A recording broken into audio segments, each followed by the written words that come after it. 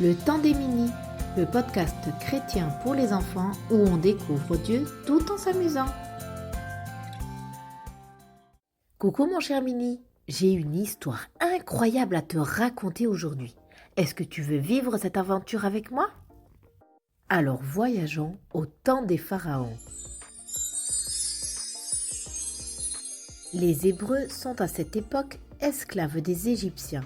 Ça veut dire qu'ils doivent travailler dur et faire tout ce qu'on leur dit. Sinon, ils sont maltraités et punis. Dieu voit la souffrance de son peuple et il décide de les libérer. Il envoie alors un homme nommé Moïse. Moïse parle plusieurs fois à Pharaon, il lui montre des signes de Dieu, mais celui-ci refuse de les laisser partir. Alors Dieu envoie de nombreux malheurs sur les Égyptiens. On appelle aussi ces malheurs des plaies ou des fléaux. Le dernier fléau est si terrible que le pharaon chasse les Hébreux du pays. Allez-vous-en!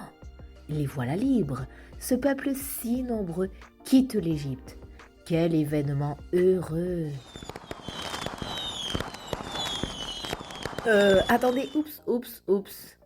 Très peu de temps après, Pharaon il change d'avis et il envoie son armée à leur poursuite. Les Hébreux se retrouvent piégés car derrière eux il y a les Égyptiens et devant eux la mer Rouge.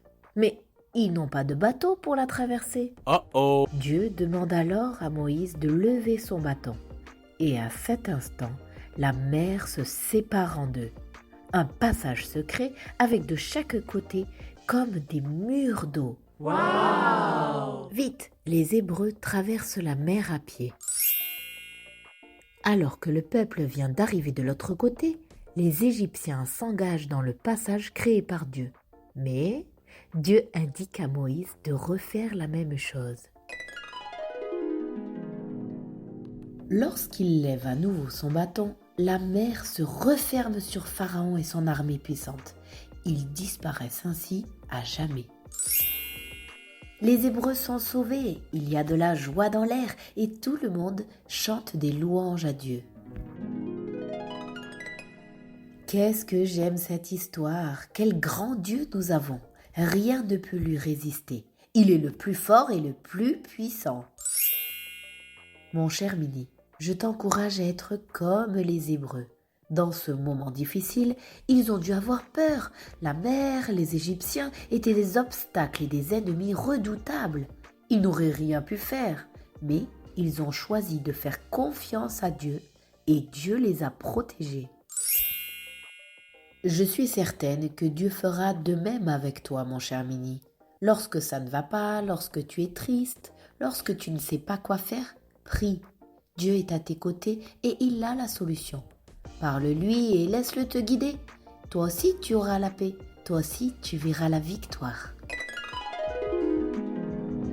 Voyons voir si tu as bien compris le récit biblique. Je vais te poser quelques questions et tu répondras en choisissant la bonne réponse pour guider le peuple hors d'Égypte. Es-tu prêt? Moïse demande au pharaon de laisser partir les Hébreux, mais le pharaon refuse. Alors, mon cher Mini, que fait Dieu pour convaincre Pharaon? Il envoie des cadeaux, il envoie des plaies atroces ou il envoie des soldats. Bravo, c'est la réponse 2 qui est correcte. Dieu envoie des plaies atroces, les 10 plaies d'Égypte, à cause de leur Pharaon qui refuse toujours de laisser partir le peuple. Après les 10 plaies, le pharaon laisse partir le peuple. Moïse les conduit vers la liberté, mais finalement le pharaon change d'avis. Que font, à ton avis, les Égyptiens? Ils les poursuivent, ils les aident ou ils font la fête? C'est exact. Pharaon et son armée se lancent à toute vitesse à leur poursuite. Ils essaient de les rattraper avec leurs chars et leurs chevaux. Oh, les Hébreux sont coincés entre la mer Rouge et l'armée égyptienne. Que demande alors Dieu à Moïse? Construire un bateau? Prier? ou lever son bâton au-dessus de la mer. Dieu demande à Moïse de lever son bâton et à ce moment précis, Dieu envoie un vent d'Orient si fort que la mer se sépare en deux.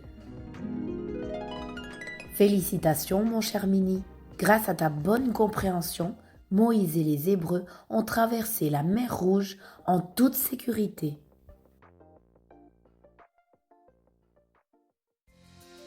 Le temps des Mini, le podcast chrétien pour les enfants où on découvre Dieu tout en s'amusant. Retrouve d'autres ressources sur minilec.com.